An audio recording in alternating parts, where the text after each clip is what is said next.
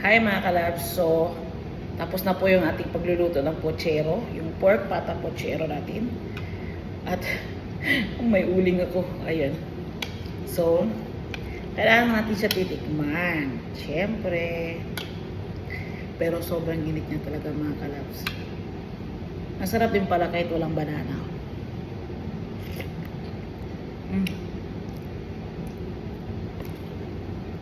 Sobrang sarap. Tsaka ating cabbage, kuhaan pa siya, crunchy pa. Mas masarap ito ganito. Grabe yung pampo.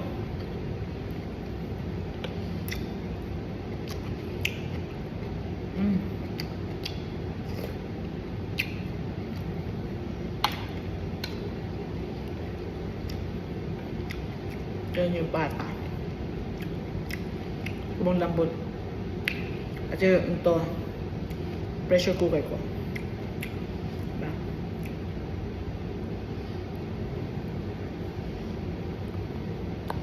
Sobrang lambot. Tignan nyo.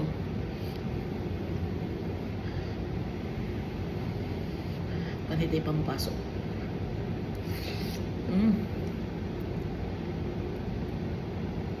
Tanggal mga buto. Diba? Sobrang yum. Mataas po ito sa collagen, yung kuan, yung pata natin. Sobrang sarap.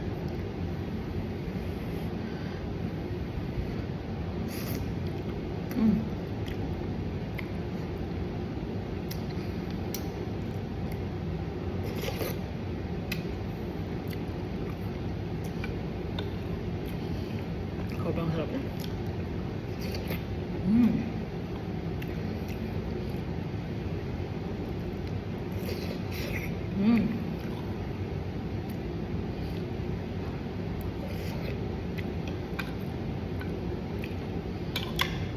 Sobrang sarap. Sobrang yummy talaga. So, isayin natin yung ating manghang sili. Hindi madrasa sobrang manghang, pero masarap talaga siya. So mga kalabs, don't forget to follow, like, comment, and share sa aking mga video.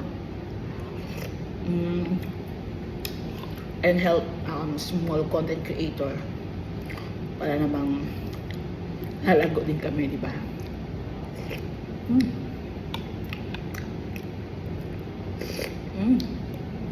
Masarap. Thank you for watching. Ang dumi ng kamay ko.